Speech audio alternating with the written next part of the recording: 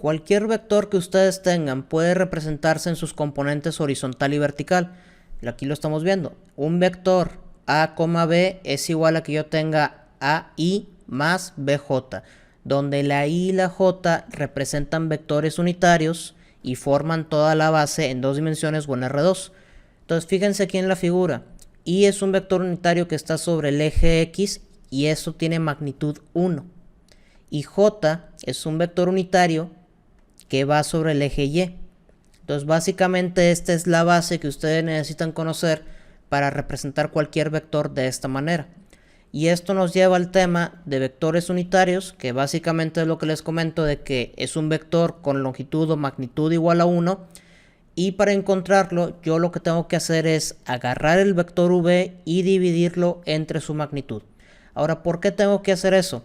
Bueno, recuerden lo que vimos anteriormente. Si yo quisiera conocer la magnitud de b, pues esto es la raíz cuadrada de a cuadrado más b al cuadrado. Ok, y si yo tuviera un vector unitario, vamos a decir que ahora yo tengo a entre esa misma raíz, a cuadrada más b cuadrada, y esto está por i.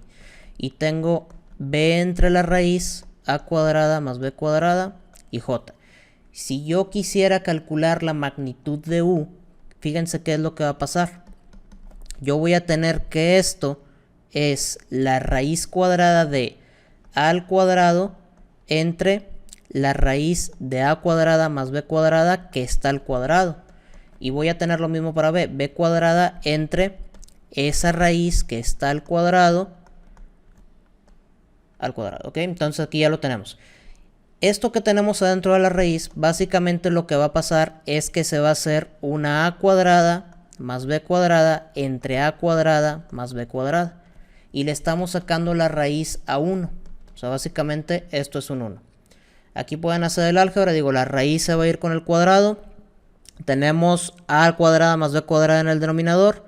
Y esto pues podemos juntarlo de esta manera y llegamos a esta magnitud igual a 1. Entonces por eso hacemos esto de agarrar cualquier vector v y dividirlo entre su magnitud. Ahora, para repasar lo que acabamos de ver, vamos a calcular el vector unitario que va en la misma dirección del vector v.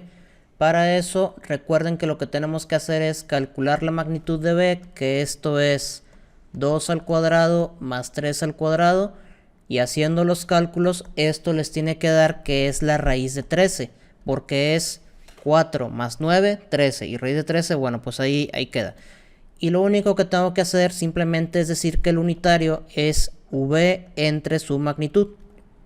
Por tanto, yo tengo que decir que esto es 1 entre raíz de 13 que multiplica a 2i más 3j.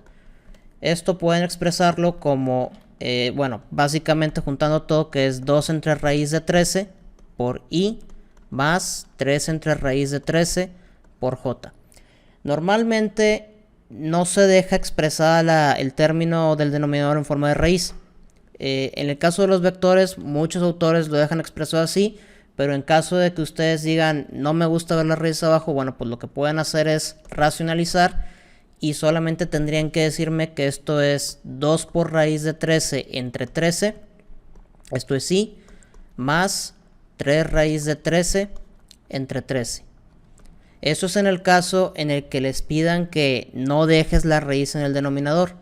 Si les dicen que no hay problema, bueno, pues pueden dejarlo así tal cual.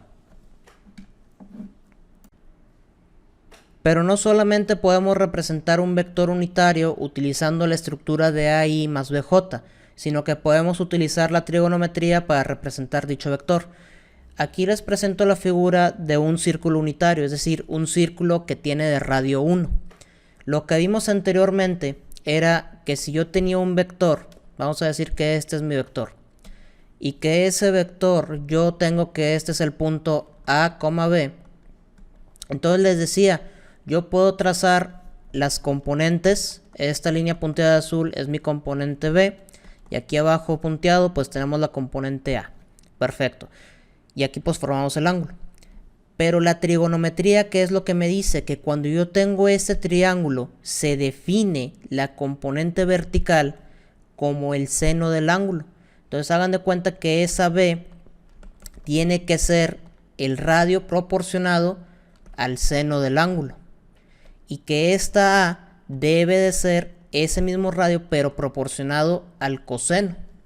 Ahora, ¿qué pasa en un círculo unitario? Pues que el radio vale 1, por lo tanto, aquí lo que tenemos es que A es el coseno del ángulo y B es el seno del ángulo. ¿Okay?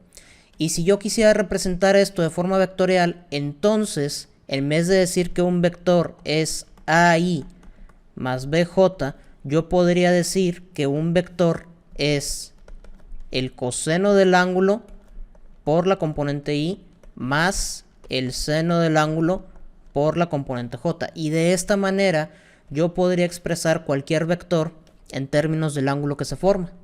Por ejemplo, si yo dijera que aquí el ángulo es de pi tercios, yo podría decir que un vector es coseno de pi tercios por I más el seno de pi tercios por J. De esa manera podemos utilizar lo que es el ángulo para representar un vector.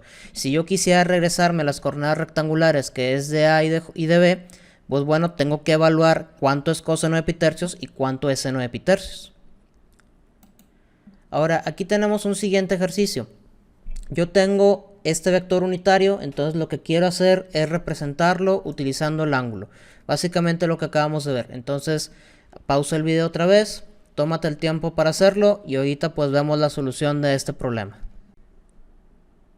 Muy bien, entonces prácticamente lo que tienen que hacer en este contexto es simplemente relacionar que el coseno del ángulo debe de ser igual a 1/2 y que el seno del ángulo debe de ser igual a raíz de 3/2. El ángulo que ustedes obtengan aquí debe de ser igual tanto si lo hacen por el coseno inverso o el seno inverso. Entonces el ángulo es el arco coseno o coseno inverso de 1/2, o el ángulo es el arco seno de raíz de 3/2. Aquí recuerden que el ángulo debe estar medido en radianes, entonces al momento de evaluar la calculadora esto les debe dar pi entre 3. Entonces esto es exactamente lo mismo que vimos hace un momento, en donde el ángulo, el vector unitario debe ser el coseno de pi entre 3 por su componente I más el seno de pi entre 3 por su componente J. Aquí ya lo tenemos.